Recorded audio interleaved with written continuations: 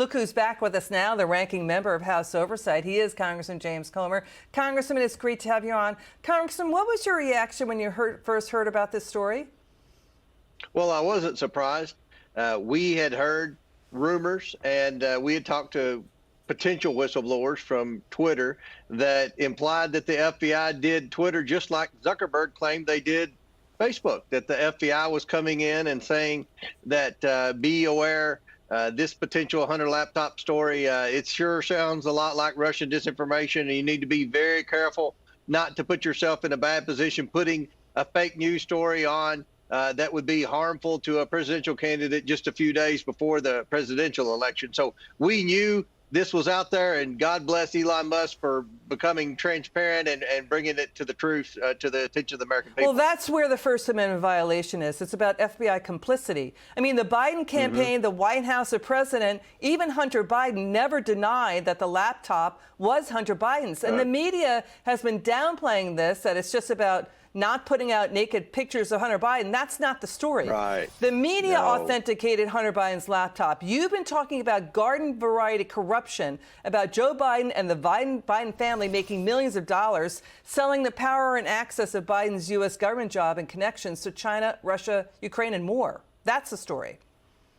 That's exactly the story, and the investigation is an investigation of Joe Biden. The laptop just happens to be a significant part of the evidence.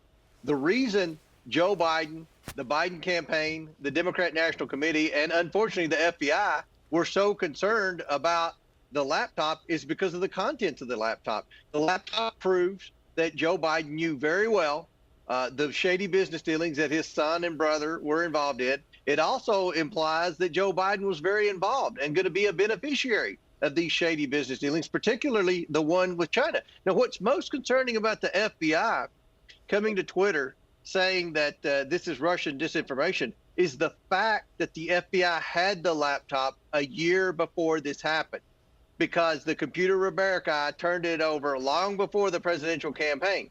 So the FBI knew what they were telling Facebook and Twitter was a lie.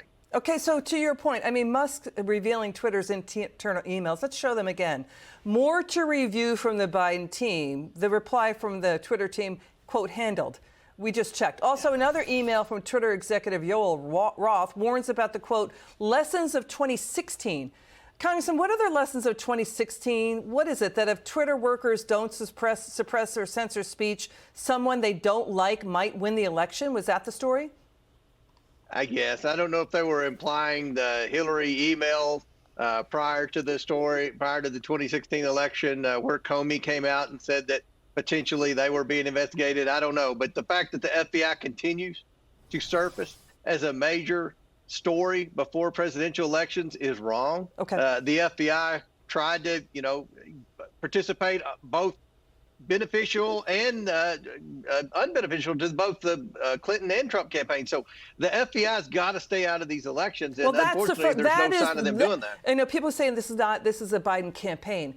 This is the FBI. This is where the First Amendment violations are. It's a government dictating speech. America's top former intelligence officials, you've talked about this, they're still mostly silent after they claimed this was Russian disinformation without proof. The Biden team just made that up. Again, you point out the FBI did have Hunter Biden's laptop. Let's watch this MSNBC guest admit Twitter was tight with Democrats more than Republicans. Watch this. I think what it does show is that had a close relationship with Democrats, much closer relationship than with Republicans, and that is enough.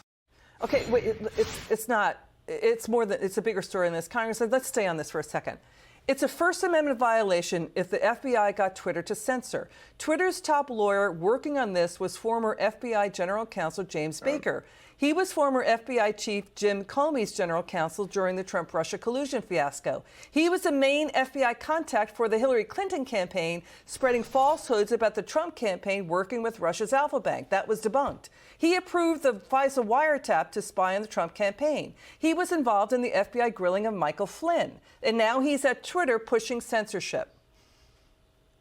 Who would pay this guy to be an attorney for him? I mean, the amount of information they've gotten wrong shows incompetence, or worse, it's biased to the point that he's violated his trust as a attorney. And this is something that is not going to go away for him. We've already pledged over the weekend that every single employee of Twitter that was involved in suppressing this laptop story is going to have an opportunity very soon to come before the House Oversight Committee. Are you going to call in the FBI Special Agent Elvis Chan, who's testifying? He leads the FBI San Francisco Silicon Valley office, where social media is. Right. He's testifying to the GOP attorneys general from Louisiana and Missouri that the FBI held weekly meetings before the 2020 election about, suppressing, quote, disinformation. You going to call that guy in? Absolutely. We're paying close attention to that lawsuit. But remember, what Elon Musk disclosed over the weekend, that was prior to Biden becoming president. He hasn't gotten to the part over the past 2 years where Joe Biden's been president and where the White House has been communicating with Twitter to suppress conservative speech and to ban certain people from Twitter that didn't agree with their left-wing agenda. So this story is only going to get worse for the Biden administration. It's only going to get worse for the FBI. The Hunter Biden laptop revealing that Joe Biden was deeply in debt in the early 2000s. He spent too much money. The Biden family put Hunter Biden out in front to do deal-making overseas in Ukraine, Russia, Kazakhstan, including a deal, as you point out, to allegedly sell U.S. liquid natural gas reserves out of 5 U.S. states to China. To your point, the Biden campaign is on the record attacking the press as far back as 2019, saying the press, you've got to stop reporting on Hunter Biden. Watch this. Is the White House still going with Russian disinformation? I think it's broadly known and widely known, Peter, that there was a broad range of Russian disinformation back in 2020. 5 former heads of the CIA, both parties, say what he's saying is a bunch of garbage. You hear that, no one F's with a Biden. You see that with Joe Biden's really emotional about, what Trump was saying about the Hunter Biden and the Biden family corruption. This is about abuse of government assets. It's about using government assets to make millions of dollars. It's about Democrat lawmakers telling Twitter, yeah, we're okay with censoring. The Bill of Rights is not absolute. Which House Democrat is saying that? They're supposed to uphold. They swore an oath to uphold the Bill of Rights. This story is bigger than what the media, MSNBC and CNN, what they're not reporting on. Yeah, and the Democrats are just now starting to learn the contents of the laptop. They've been led to believe, because their media outlets have told them it was Russian disinformation, they were led to believe that, okay, it is his laptop, but it's been compromised. The Republicans have added a file to it to implicate Joe Biden. Now they're realizing that the FBI was in on the trick all along and trying to suppress this story.